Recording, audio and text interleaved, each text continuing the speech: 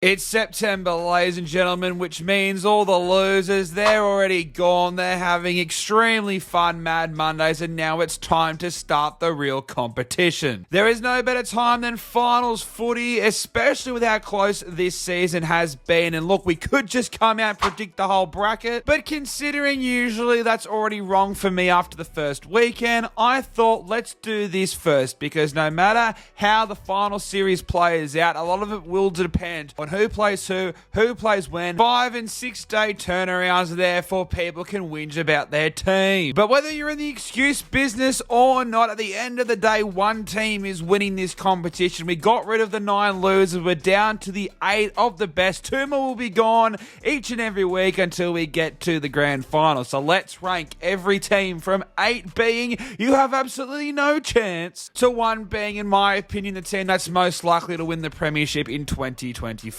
As always, your bloody legends, smash that like button, subscribe if you haven't yet already, and let's get straight into number 8, which to absolutely no surprise is, of course, the Newcastle Knights. And the Knights have essentially done what they did last year, but this is very much the home brand version of it. They have been nowhere near the side that they were last year. To be honest, when I saw that they were in the 8 and had a chance to this weekend against the Dolphins, I thought that's actually surprising considering they've been pretty poor throughout the year, and Adam O'Brien has used more halves combinations than I've had girlfriends. That is some very unnecessary drive-bys, but I do stand by them all. And well, Kalen Ponga, he is the key for the Newcastle Knights in this finals series. They got that experience from last year, and Kalen Ponga has been very good over the past month or so. They are still tinkering with their halves combinations, and to be honest, their attack does concern me, but in an era where attack hasn't been the issue, it's been the Newcastle Knights defense, which has actually been pretty good all season long. Their forward pack has usually come out on top, but they have been 50-50, and to be honest, mid is the best way to describe the Newcastle Knights in 2024. Gago, who on his day is the most destructive centre in the competition. Well, I should say one of, because you could argue that the other one is actually the most destructive centre in the competition, and he just came off a superb performance in that do-or-die game against the Dolphins, going one-on-one with Herbie Farnworth. But halves combinations is what you need to win the comp, and I don't want to hate on Phoenix Crossland too much. And look, to be honest, who knows with the halves combination Adam O'Brien's going to roll in this weekend. In saying that though, they've still got Kalen Ponga, and Kalen Ponga is easily capable of going back to Townsville, where his career in the NRL began, and getting one over the Cowboys, because he's got that sort of upside on his best day, considering he won the Dally M last year. Whether you agree with it or not, in a handful of games, shows that no one can get hot and play at the level that Kalen Ponga can do on a consistent basis. So I think the Newcastle Knights are a massive sniff this week. It's just having to win 4 in a row, and this team has been so middle season long. Coming in at 7, we've got the Doggies, and that may seem pretty low here, but I think from this point onwards, I think each of these teams has, whether it is 7 who have a smaller chance, or number 1 obviously having a much larger chance, but I do think that all these teams are capable of winning the comp. But it's been a very tough fortnight for the Doggies. Obviously, they got those big wins over the Dolphins and Bundaberg, then they went across the Dutch and went to New Zealand to knock off the Warriors, which was a very emotional game. Not to mention all the criticism that was coming out of it with the whole Stephen Crichton situation. They've just finally been exposed at probably the worst possible time of their season. The defense, that was the defining trait. They were the best defensive team, even better than Penrith. Then they went and conceded 30 to Manly and went and conceded 40 to the Cowboys. Now, that could also mean that a bounce back is in order for the Doggies, because they do not deserve to go out the first week of finals with the season that they've put together. But at the end of the day, this is a kill or be killed competition, and while the Doggies have been so good and they do got experience from the guys like Critter, Kick-Out Burton, even a guy like Reed Marty and Connor Tracy, who has had plenty of finals experience at this point, they're just still super young, and I think that they might just be getting exposed, especially through the middle of the field. Now, I do think they're very much capable of going on a run. It's just whether a team that this young and this inexperienced can go out and win 4 finals games against teams that they've found struggle to knock off this year. They will get some key players back, and maybe that Cowboys game was just a blip on the radar. Matty Burton is such a key part of this team, because the Doggies love to shift the ball,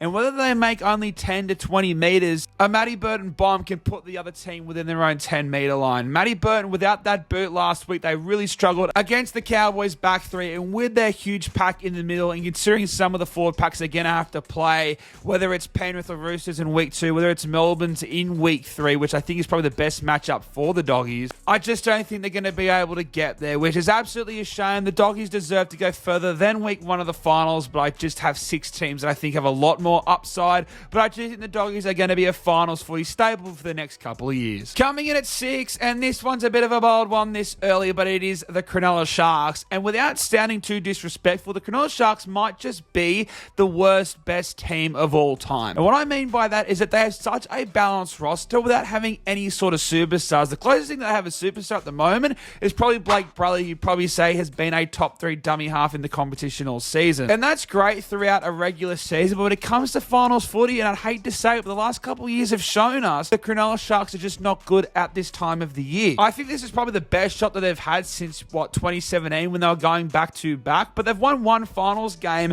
since 2018. That was the last finals game that they won, and they've been in the finals every single year outside of 2021. This team is becoming a serial loser at this time of the year, and I do think next year's the big year where they can go for it. Another off-season, another finals campaign in the back for Nicho Hynes and Braden Trindle. A whole year under these combinations belt, because look, the main part of this roster is not changing, but you add in Adam Fanua-Blake and he could be the superstar to take them to the next level. The Sharkies should be desperate for a win this final series. They need to get this monkey off the bat. They finish in the top 4, which is great for them. It means they get 2 bites at the cherry, but I just can't see them going further into finals. I think the prelim is the furthest that they can go. I'd love to be proven wrong. I'd love for Nicho Hynes, Will Kennedy, one of these boys to take the next step. Like I said, they've got probably the most balanced team in the entire competition, which I think is great for the regular season. But once you get to this point in the year, you're going to need superstar plays, you're going to need superstar moments, and I just think they're lacking that at this point in time. Coming in at number 5, and to be honest, 2 weeks ago I had this team probably 8th on this list, but the North Queensland Cowboys showed me a lot in that win against the Bulldogs, and they've actually quietly had a very good last few weeks to the end of the season. And on form, maybe I shouldn't have these guys this high, but they are in 5th and they did finish 5th, so they've been sneaking under the radar, which is surprising because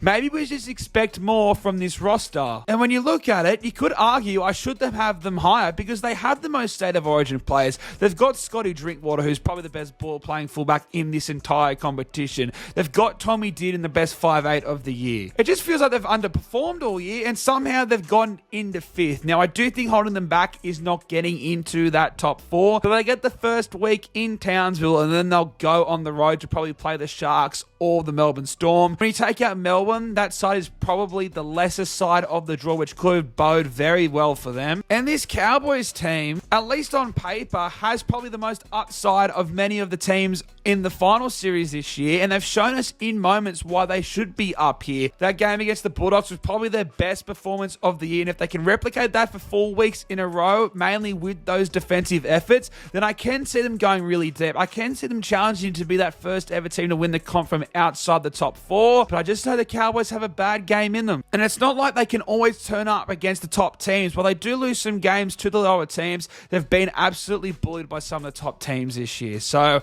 I just think the Cowboys, unfortunately, are going to leave a little too much on the line. I just can't trust them from what I've seen this year. And you could argue they should be high because in 4th, and yes, bias, shower that up your bum. But in 4th, I do have the mighty Peninsula Manly Warringah Seagulls. Too high, like I said. This is my YouTube channel. If you want your own ranking, then get your own. Surprisingly enough for Manly, I think that loss against the Cronulla Sharks, being as pathetic as it is for a lack of a better word, that's the biggest loss that they've suffered this year, and Manly have beaten every team in the top 8 except for the Cronulla Sharks, who they obviously played once they were both locked into finals. Now that's not an excuse, but the Manly Seagulls I have followed throughout the year love to do a few things. They love to beat the best teams in the competition. They're the only team to beat Penrith, the Roosters, and Melbourne. They love to choke a lead, and they love a bounce back after being embarrassed the week before. We only have to look back to a few weeks ago when they got beaten or cheated out of a win by the Tigers, whichever rugby league way you wanted to look at it. And then they came back and they absolutely trounced the Bulldogs. I know Tommy went off and blah, blah, blah. They came back, blah, blah, blah, blah, blah. But I think out of all the teams on this list, the team with the most upside is Manly. They've got one of the best halfbacks that we have seen in a generation.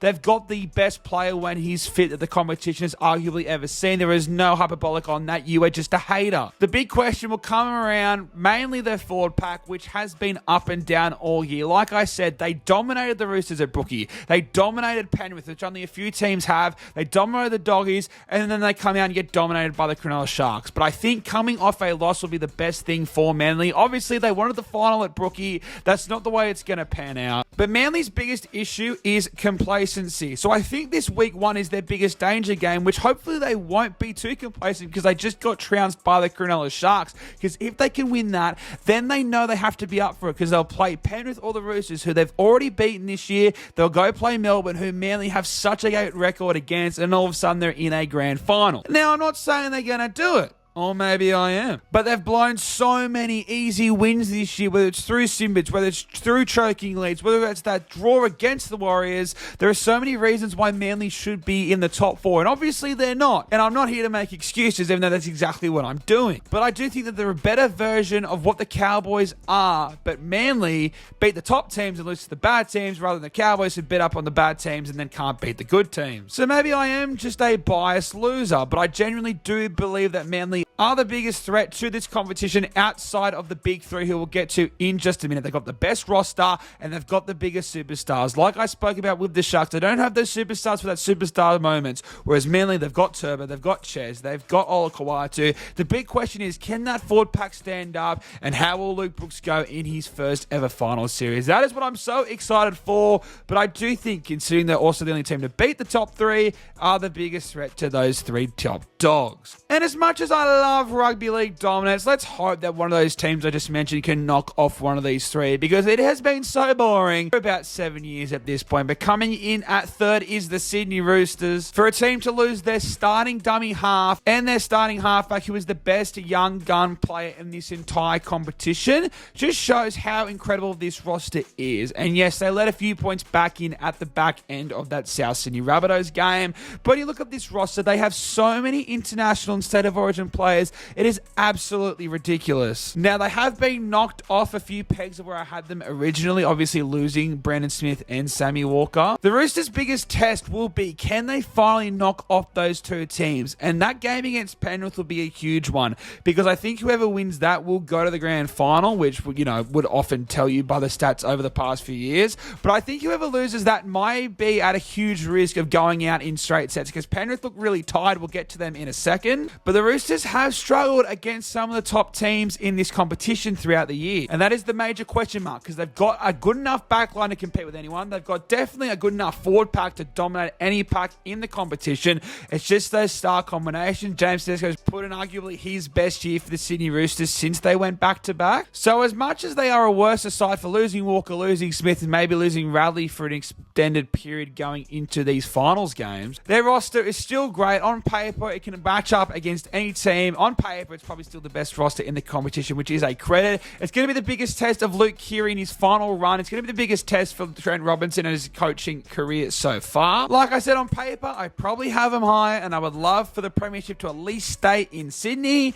But unfortunately, until they can just finally beat those top 2, I cannot put them any higher. And speaking of those top 2, we've been thinking about this as the grand final for most of this year. But coming in at number 2, I think it's a team that's hit a shaky patch of form over the past month or so. That is, of course, 3-time defending premiers, rather the Penrith Panthers, who were close to my pick at the start of the season. And I did predict that I thought they would start the season very strong and they would just fall off at the back end of it. And we're starting to see that, because they are human at the end of the day, which is something I'm gladly finally starting to see. They are not robots. They are not premiership winning robots. And this, like Trent Robinson, is going to be the biggest test of Ivan and Nathan Cleary's career so far. They look like a team that's running out of gas, and maybe they're just waiting to play finals footy because they can click back into gear, lean on their experience, because this is still the best modern day sporting team we have in this country. There's a good chance that we come out week 1 and they just put it on. But the Roosters ran out of steam.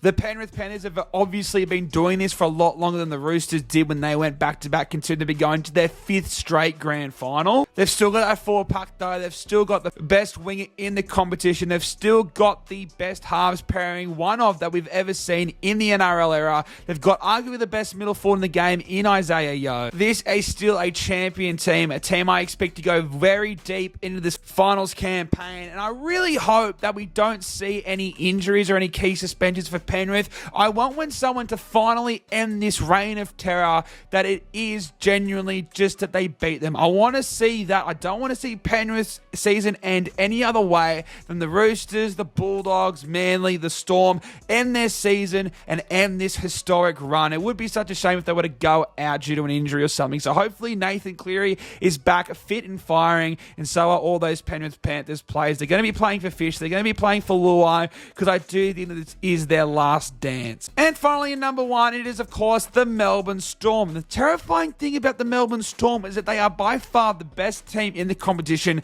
Leading into finals, their spine has barely played together all year, and I don't think they've even hit a 9 out of 10 yet. Jerome Hughes is having the best year of his career. It will be an absolute crime if he isn't the Dally M winner. But without being too disrespectful to the great man, I do think that Pappenhausen, when he's fit, Cameron Munster and Harry Grant probably have more upsides than Jerome Hughes. When you look at 1, 7, 9 and 6, they are the best spine in the competition despite all the success that Penrith have had. And it's not even those guys who are firing outside of Hughes. I don't think Grant's been at his best. I don't think Munster's been at his best. He's dealt with a lot of injuries. And obviously Pappy's only coming back from what was nearly a career-ending injury just a few years ago. But it's been their backline which is cooked, and they've been missing Xavier Coates, who is probably the best winger in the comp as well. Nelson is finally hitting form at the right time. Then you've got Josh King, who's absolutely cooking at the moment. You've got two back rowers, Sean Bloor and Katoa, who have been beating no matter who's been in front of them. This team has so many more levels to go to, and it is absolutely terrifying,